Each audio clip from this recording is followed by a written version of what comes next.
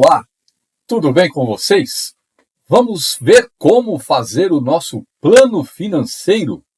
Eu criei uma planilha aqui usando o Excel mesmo, para mostrar para vocês como que nós podemos fazer uma planilha com o plano financeiro para a abertura do nosso negócio.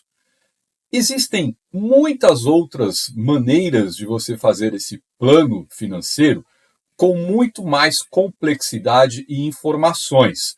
Mas eu optei em colocar para vocês um que eu considero mínimo para que a gente possa ter aquela prévia avaliação se financeiramente é compensador ou não a gente criar o nosso negócio. E para fazer isso de uma maneira bem simples, eu pensei em um negócio também simples. E por que não um quiosque que vende churros, fazendo e vendendo churros, por exemplo, em um supermercado ou em um shopping, enfim, para que a gente tenha este negócio funcionando, a gente precisa fazer primeiro uma avaliação se financeiramente é compensador ou não. E aqui a gente vai então fazer várias planilhas. Olha aqui, eu coloquei então uma planilha com a estimativa de investimentos, a outra com investimentos que nós chamamos pré-operacionais, os custos fixos operacionais, os custos variáveis com materiais, os custos de comercialização.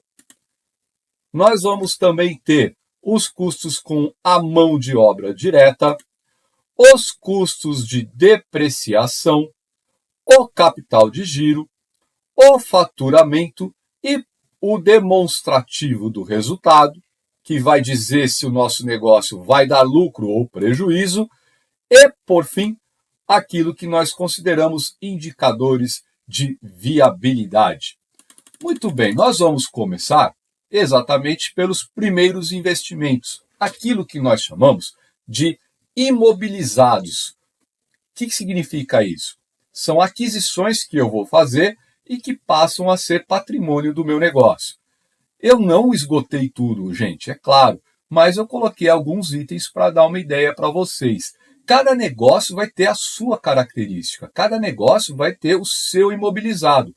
Tem uma coisa importante a se considerar aqui. Quanto menos imobilizado você tiver, melhor, porque isso vai ser um custo que vai ser incorporado ao seu negócio. Então, aqui, para o nosso quiosque de churros, o que eu considerei? O próprio quiosque que eu vou comprar, um refrigerador, um liquidificador, um freezer, um fogão, aquela maquininha que faz os churros, utensílios. Aqui em utensílios eu coloquei talheres, pratos, copos, enfim, que a gente utilizaria no nosso negócio, no nosso quiosque de churros, as mesas, cadeiras e um computador. Então esse seria o meu investimento em imobilizados que nós chamamos. Mas existe um outro tipo de investimento que nós chamamos de pré-operacionais, que são gastos que nós vamos ter com a preparação do nosso negócio. Então, por exemplo, um quiosque pode ter a necessidade, no caso para churros, de uma autorização na agência sanitária. E isso, então, entra naquilo que nós chamamos de despesas de legalização e outras formalidades que a gente pode ter para ter o negócio funcionando. Temos também, às vezes, necessidade de obras civis ou reformas. No caso do nosso quiosque de churros, a gente não vai ter isso. Mas, se eu tiver uma estrutura física que necessite desse tipo de investimento, a gente vai, então, considerar aqui na nossa planilha. A divulgação, por exemplo, de uma promoção para começar, inauguração, aquelas coisas que a gente faz, uma festa, por que não, para começar o nosso negócio. Cursos e treinamentos, se for necessário, e outras despesas. Então, o que eu tenho que fazer? Relacionar o valor de cada uma aqui e totalizar esses investimentos que eu estou chamando de pré-operacionais. Aí, o negócio vai começar a funcionar, certo? Ok. Alguns custos, eles vão sempre existir, que nós chamamos de custos fixos operacionais. O que significa isso? Independente da quantidade produzida e vendida do nosso negócio, esses custos vão estar lá e eu vou ter que pagar por isso, eu vou ter que desembolsar dinheiro com esses custos fixos que eu estou chamando. Então, por exemplo, o aluguel, água, energia elétrica, telefone, os honorários com contador. Por que eu não coloquei os valores aqui, pessoal? Porque, por exemplo, honorário de contador, isso vai variar muito do lugar que você está. Tem contador que cobra um salário mínimo, tem um contador que cobra metade de um salário mínimo, outros contadores cobram mais, enfim, isso é muito variado. Então eu preferi não colocar valores, mas apenas indicar que você vai ter que colocar aqui na sua planilha. Prolabore. É importante falar desse prolabore. Prolabore é o dinheiro que você, proprietário do negócio, vai retirar todo mês para a sua sobrevivência. Engana-se aquela pessoa que acha que o salário do proprietário vai sair do lucro do negócio. Não. Lucro do negócio é outra coisa que a gente vai ver daqui a pouquinho aqui nessa planilha. Aqui, prolabore é então o seu salário como proprietário, que você vai tirar todo mês.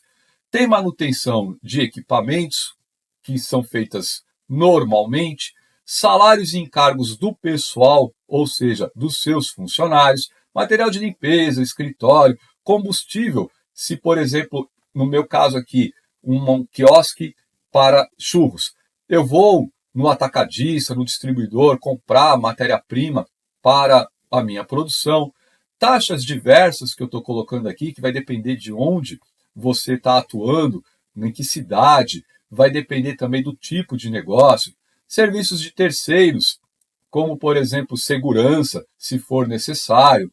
Depreciação, nós vamos ter uma aba aqui que eu vou mostrar para vocês o que é essa depreciação dos nossos imobilizados que a gente colocou lá naquele primeiro investimento e outras despesas que por acaso sejam necessárias para o seu negócio. Somatória disso tudo vai me dar o meu custo fixo mensal. Lembrando, são custos que eu vou ter independente do volume produzido ou vendido no meu negócio. Agora, por outro lado, eu tenho aqui os custos variáveis, no caso com materiais. Esse é diferente dos custos fixos. Ele só vai existir e vai variar, como o próprio nome diz, dependendo da quantidade de produto fabricado ou comercializado.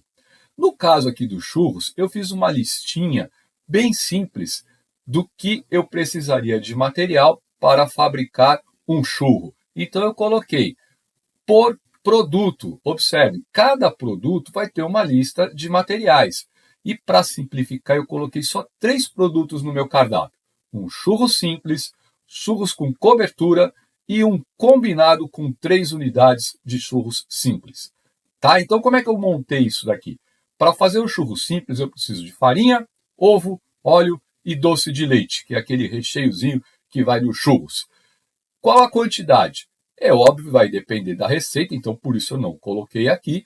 Você vai ter para cada unidade de churros quanto você precisa de farinha, de ovo, de óleo e doce de leite. Você sabe quanto custa a aquisição desses materiais, vai calcular multiplicando essa quantidade pelo custo unitário, você tem o custo total, certo? Então você sabe quanto gasta por churros simples. Vai fazer a mesma coisa para os churros com cobertura. O que eu fiz? Os mesmos materiais, mas eu adicionei aqui também um chocolate granulado, que vai ser a nossa cobertura.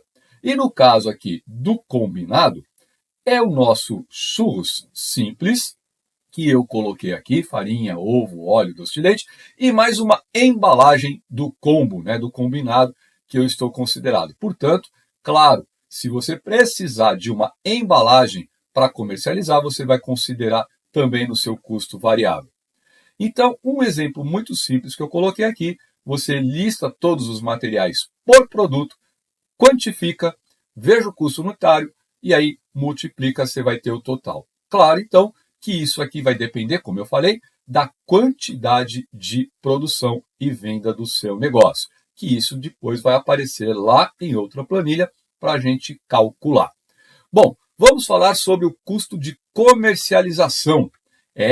Custo de comercialização para você passar então o seu produto, o seu serviço para o seu cliente. No caso, primeira coisa que eu coloquei são os impostos. E esses impostos eles são federais, estaduais e municipais. No caso, eu coloquei nos impostos federais o IRPJ, PIS, COFINS, a contribuição social sobre o lucro líquido. Isso daqui é tudo eliminado, na verdade não é eliminado, mas substituído por um imposto que a gente considera aqui, que é o Simples. Para micro e pequena empresa, você pode optar pelo Simples e no Simples já vai estar incluído estes impostos aqui. O Simples varia dependendo do faturamento da empresa, se ela é micro ou pequeno porte. Também não vou colocar valor aqui, porque dependendo de quando você está assistindo essa aula, vai ser uma classificação diferente lá pela Receita Federal. Então, óbvio, você vai consultar no momento qual é a categoria do Simples em que o seu negócio vai se encaixar, dependendo do faturamento estimado que você tiver, ok? Para impostos estaduais, o ICMS, quando eu estiver comercializando algum produto, eu tenho que incluir isso, isso vai estar na minha nota fiscal que eu vou tirar para comercialização dos meus produtos. E no caso do imposto municipal, quando eu estiver prestando serviços, por exemplo, academias, cabeleireiros, dentistas, enfim, onde eu estou prestando serviço, eu tenho o ISS, que é o Imposto sobre Serviço, é um imposto municipal. O que eu vou fazer? Eu vou verificar, então, apurar os impostos que eu preciso e vou colocar aqui nisso que eu estou chamando de subtotal 1.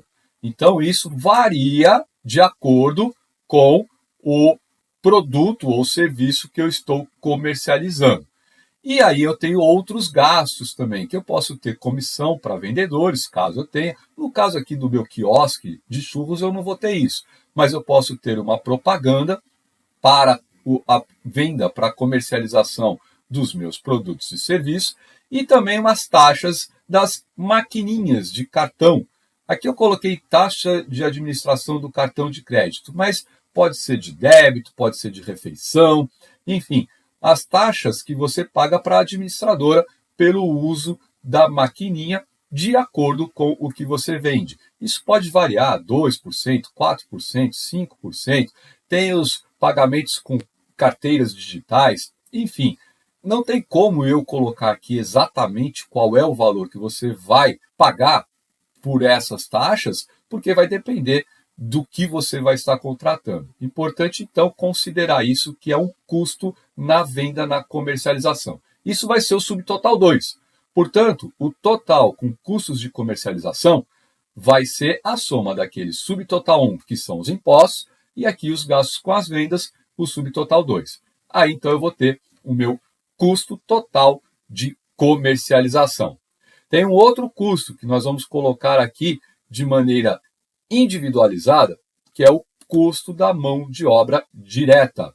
Então, por exemplo, no nosso caso do quiosque de churros, eu pensei que a gente poderia ter 4 funcionários, 2 em cada turno, trabalhando. Portanto, eu colocaria aqui a função, no meu caso, um ajudante, um vendedor, você vai nomear conforme a função. Importante, hein, gente? Se forem funções diferentes, elas têm que ser discriminadas e caracterizadas que são funções diferentes. Por quê? Porque você vai precisar colocar quantos são os seus funcionários ocupando essa função e o salário que seja referente àquela função. Aqui é o salário que o funcionário recebe, mas para cada salário que você paga, você tem um percentual de encargos sociais que também vai depender em que setor que você está trabalhando. Dependendo de qual é o setor que você está atuando, no lugar que você está atuando, você vai ter o tipo de encargos sociais e você vai ter que calcular, então, para somar, porque o seu funcionário recebe este salário, mas você, como o empregador, vai ter que desembolsar esse total aqui por funcionário. Então, esse é o custo total do que você vai gastar com a mão de obra direta. E o último custo que eu quero mostrar é o custo de depreciação. O que é o custo de depreciação?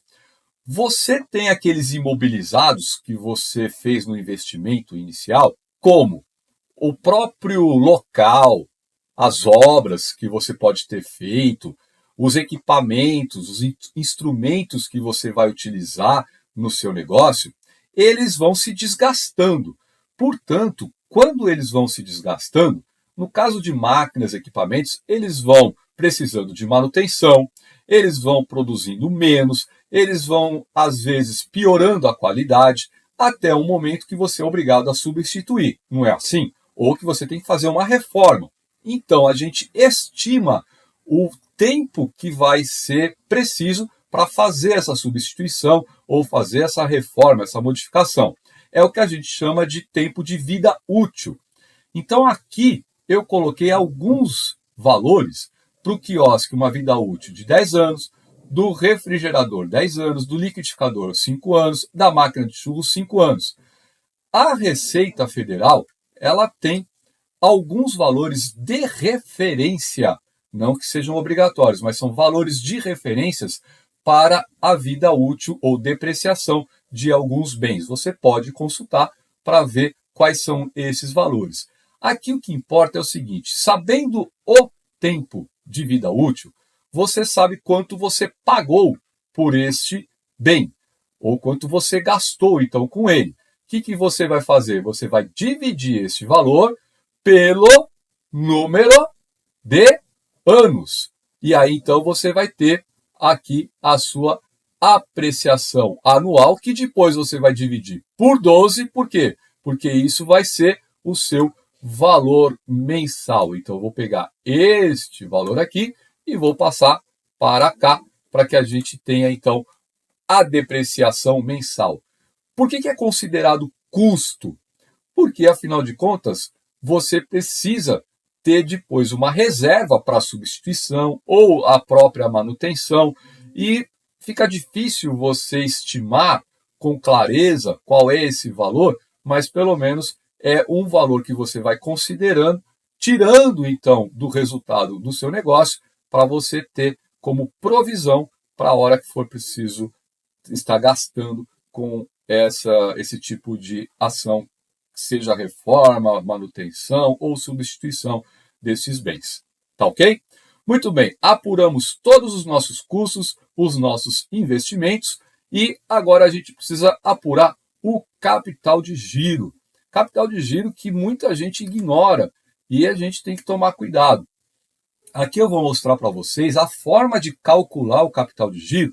É uma forma simples. Existem outras formas mais complexas com valores diferentes, percentuais, inclusive considerando rentabilidade do dinheiro, mas eu quero mostrar para vocês este modelo simples que já é muito bom para você começar, porque nós estamos fazendo o quê? Pensando na viabilidade do nosso negócio. Lembra do que nós vamos vender? Churros. Então eu coloquei aqui alguns itens que a gente vai ter como estoque inicial. Ou seja, o que a gente vai ter que comprar para começar a produzir esses churros, vender. Também refrigerantes, outros utensílios, como guardanapo, fruta para fazer suco, enfim, itens que nós vamos precisar ter para começar o nosso negócio, por isso que a gente chama de estoque inicial. Então eu coloquei aqui farinha, óleo, açúcar, ovos, doce de leite, chocolate granulado. Lembra? Tudo isso aqui está dentro do produto. Aqueles 3 itens, aqueles 3 produtos que eu mostrei para vocês. Mais as embalagens, guardanapos, refrigerantes, cervejas, sucos, frutas e outras coisas mais que vocês achem que fazem parte da venda de um quiosque de churros. Para simplificar, eu coloquei esses aqui. Novamente, cada um tem o seu valor unitário. Vou aqui multiplicar o valor unitário pela quantidade e eu vou ter o total. De onde saiu essa quantidade? De uma estimativa de vendas. Ah, mas você ainda não falou nada de vendas. Pois é, nós não fizemos já o nosso segmento de mercado lá no início do nosso plano de negócio? Pois então, é aquele valor que você está pensando que vai vender, que você vai trazer para poder calcular aqui essas quantidades. Bom, então esse é o gasto que você vai ter com o seu estoque inicial. Mas vamos aqui mostrar como que a gente vai fazer para calcular, primeiro, um período que eu tenho que pensar num caixa mínimo de dinheiro. Caixa é dinheiro, hein, gente? Não esquece disso. Então, aqui eu tenho as minhas contas a receber, que eu vou considerar. O que significa contas a receber? É o dinheiro que eu vou receber pela venda dos meus produtos e serviços. Acontece que algumas vendas eu vou receber à vista e outras a prazo. Dependendo do seu negócio, você vai considerar aqui nesse cálculo. Depende do contrato que você tiver com a administradora da maquininha de cartão que você tem, também vai ser o prazo que você vai receber. Então, para a simulação, eu coloquei aqui 3 prazos possíveis. Um à vista, aquele que eu estou vendendo com dinheiro, conforme eu vendo, o cliente me paga. Eu coloquei um prazo de uma maquininha que me credita os valores em 5 dias e um outro em 30 dias. E aí eu preciso estimar qual é o percentual das vendas que eu vou ter à vista, a prazo, no caso aqui, 5 dias, e a prazo, 30 dias. Eu estimei, nessa minha simulação, nesse exemplo, 20% à vista, 60% no prazo de 5 dias e 20% no prazo de 30 dias. Então, aqui eu tenho os dias. O que eu vou fazer? Eu preciso tirar uma média ponderada em dias, ou seja, a média ponderada que eu vou receber esse dinheiro. Quando eu tenho prazo zero, eu não vou ter dia nenhum para esperar o dinheiro, certo? Porque ele vai entrar na hora. Então, o que eu faço? Eu pego o percentual e multiplico pelo número de dias. Claro que aqui, se é porcentagem, eu tenho que dividir isso por 100. Então, aqui, 60 dividido por 100 vezes 5, eu vou ter 3 dias. Aqui, 20 dividido por 100 vezes 30, eu vou ter 6 dias.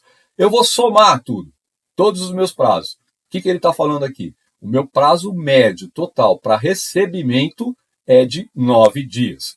Portanto, isso está dizendo que durante 9 dias eu vou estar esperando o dinheiro entrar. Em média, claro que entrou dinheiro aqui no à vista, mas em média eu tenho que esperar 9 dias para ver a cor do dinheiro.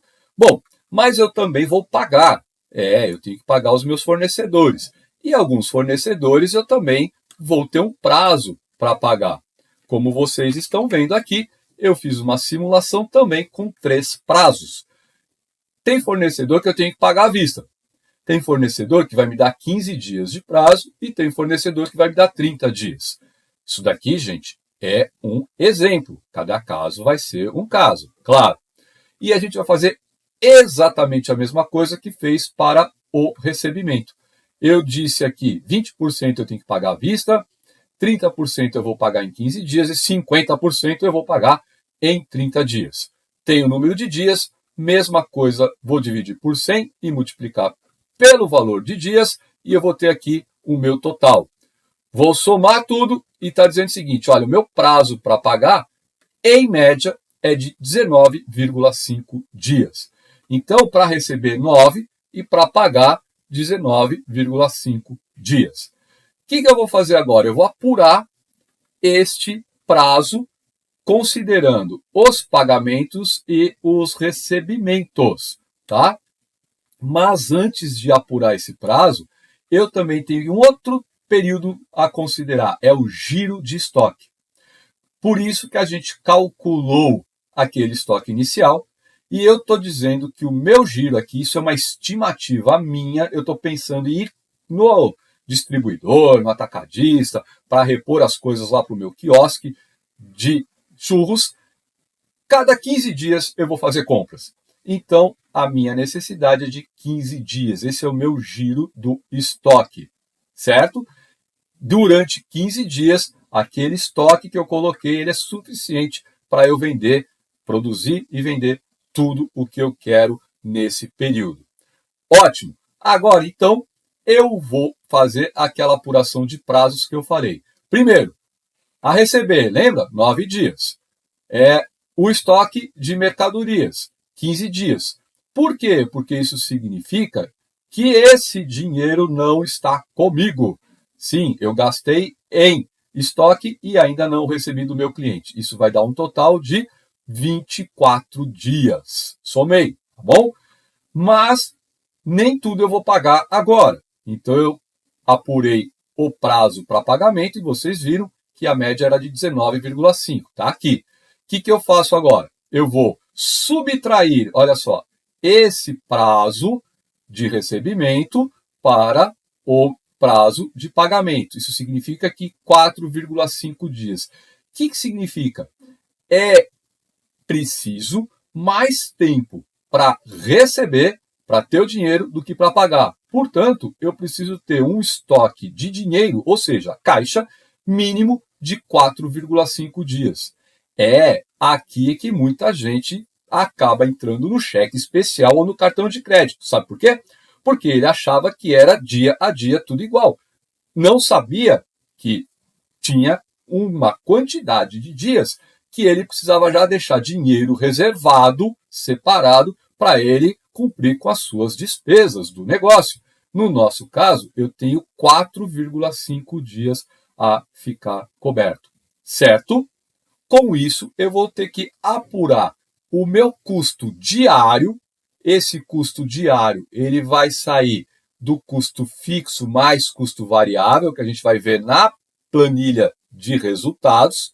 E aí, então, sabendo o meu custo diário, eu multiplico por esses dias e eu vou saber o valor que eu tenho que ter de caixa mínimo.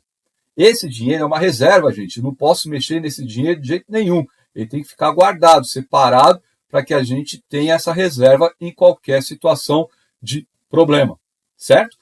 Vamos supor que por acaso o meu custo diário seja R$500, tá bom? Se for R$500, eu vou ter que multiplicar esse 4,5 por R$500. Quanto que isso vai dar? Eu vou fazer então aqui 4,5 vezes 500 vai me dar R$2.250. Então, supondo que seja R$500 de custo por dia, eu vou ter que guardar 2.250 como caixa mínimo reserva para o meu negócio não ter risco de entrar em dívida porque não tem dinheiro para pagar a despesa. Tá certo? Isso é muito importante. Vamos para o faturamento, afinal de contas eu só falei de gastar, né? Vamos falar de ganhar também, de receber. É hora de vender os nossos produtos. E aqui eu tenho, então, os meus 3 produtos. Churros simples, churros com cobertura e o combinado com 3 unidades. Quantas que eu vou vender? Ora, a gente já fez as nossas estimativas, não é? De vendas. Eu sei o preço unitário de cada um. Essa continha é simples, é só multiplicar e eu vou ter aqui o valor total do meu faturamento. Muito bem, já sei quanto eu gasto, já sei quanto eu ganho, é hora da gente ir para o resultado, que é o que nós chamamos de demonstrativo do resultado. É uma conta bastante tranquila. De que maneira eu vou fazer? O item 1, quanto eu vendi, que eu acabei de mostrar para vocês. Então, eu vou colocar aqui o meu valor mensal das vendas. Perfeito. E o custo? Lembra? Era custo variável mais o custo de comercialização que a gente ia ter por venda ou por produção. Portanto, aqui vai estar este valor atrelado à quantidade de produto fabricado, vendido ou de serviço prestado, certo? Por que é importante considerar este variável com a receita? Porque nós vamos calcular o que a gente chama de margem de contribuição. A margem de contribuição é o que eu vendi menos a somatória desses custos aqui, o custo variável de material e o custo de comercialização. Um detalhe importante para falar aqui para quem for criar ou abrir um negócio que é apenas venda, não fabrica nada. Nesse caso, a gente chama de custo da mercadoria vendida, tá? Então, é o que? Eu compro, por exemplo, um refrigerante por R$ 2 e vendo por R$ 4. O custo da mercadoria vendida por unidade, nesse caso, R$ 2, que foi aquilo que eu paguei, tá certo? Tem mais os custos de comercialização, e aí eu vou ter, então, a minha margem de contribuição, certo? Guarde esse valor porque ele é importante. Porque agora eu vou ter que subtrair os custos fixos totais. Tá lembrado, né? Aqui está entrando água, aluguel, a mão de obra, combustível e todos aqueles custos que a gente colocou na nossa planilha de custos fixos. Por quê? Porque aqui ainda não é o meu lucro, é apenas a diferença do que eu vendi pelo que eu paguei ou que eu gastei. Agora eu tenho que tirar também os custos fixos totais. E isso significa que eu vou, então, ter o meu resultado de que forma? Subtraindo esse valor que está aqui por esse valor. Aí sim, aqui eu vou ter a boa notícia que eu estou tendo lucro ou a má notícia que eu vou ter prejuízo. Eu não falei para vocês que isso daqui é uma boa avaliação prévia? Se por acaso aqui você não chegou no resultado que você queria, você vai, primeira coisa, correr lá nos seus custos e ver se não é possível diminuir esses custos. Cuidado com a ilusão que muita gente pega e em vez de ir lá, vai aqui, vai aumentar as vendas. E aí corre o risco de achar que vai vender uma quantidade e na hora do vamos ver não vende. Então, mais seguro é atuar em cima dos custos. Você vai alterando, tudo que você alterar você vai trazer para cá, para agora apurar, ver se melhorar o seu resultado ou não. Tá certo? E para a gente concluir esse nosso plano financeiro, eu quero te mostrar aqui um indicador. Na verdade, existem vários indicadores de viabilidade, mas eu quero te mostrar o ponto de equilíbrio que a gente vai calcular. O que significa o ponto de equilíbrio? Significa que é o mínimo de vendas que eu tenho que ter para que o meu negócio não fique no prejuízo, ou seja, para que eu consiga assumir todos os meus custos. Que custos? Tanto os fixos quanto os variáveis. Como é que a gente vai calcular isso daqui? O ponto de equilíbrio sai de uma fórmula. É o custo fixo total, que a gente tem lá na nossa planilha, dividido por um tal de índice da margem de contribuição. O que é esse índice? Nada mais é do que pegar aqui a margem de contribuição. Lembra? Calculamos aqui na outra planilha. Deixa eu mostrar aqui de novo. Ó. Margem de contribuição saiu daqui, né? Esse valor. Então, você vai colocar aqui e vai dividir pela receita total.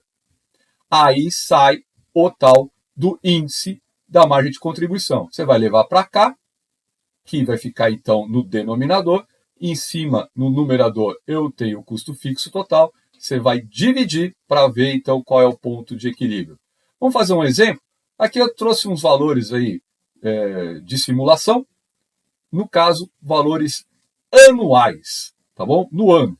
Eu estou supondo que durante o ano todo eu vou vender R$100 mil. E eu acho que o meu custo variável total é de 70 mil, com um custo fixo total de 19.500. Tá? Na verdade, aqui foi para quê? Para a gente já calcular a margem de contribuição. Lembra? Esse menos esse. Então, vai ser 100 mil menos os 70 mil. A margem de contribuição eu divido pelo quê? Lembra? Pela, olha aqui, receita. Então, eu vou dividir pela receita 100 mil. O meu índice, no caso, deu 0,3. Vou pegar esse 0,3, colocar aqui embaixo no denominador. E no numerador, o que é? O meu custo fixo total. Divido, então, vai dar 65 mil reais. Bom, enquanto eu não vender 65 mil reais, eu não atingi o ponto de equilíbrio, portanto, eu ainda não cheguei no azul. É isso que está falando aqui, esse ponto de equilíbrio, que ele é bastante interessante para a gente analisar a viabilidade do negócio. Muito bem, pessoal, vocês veem que não é tão simples assim, mas que é perfeitamente possível você calcular com critério o seu plano financeiro para não ser pego de surpresa. Esses dados têm que ser o mais realistas possíveis. Para isso é preciso fazer pesquisa, para isso é preciso você apurar possibilidades para não cair em ilusão. Esses números são importantes para você avaliar se segue em frente ou não. Claro que não é o único fator, mas ele é muito importante para você considerar quando vai criar o seu negócio. Ok? É isso então, plano financeiro mostrado para vocês e eu espero que vocês saibam utilizar, criar sua planilha e verificar a viabilidade financeira do seu negócio. Fico por aqui, um abraço, tchau!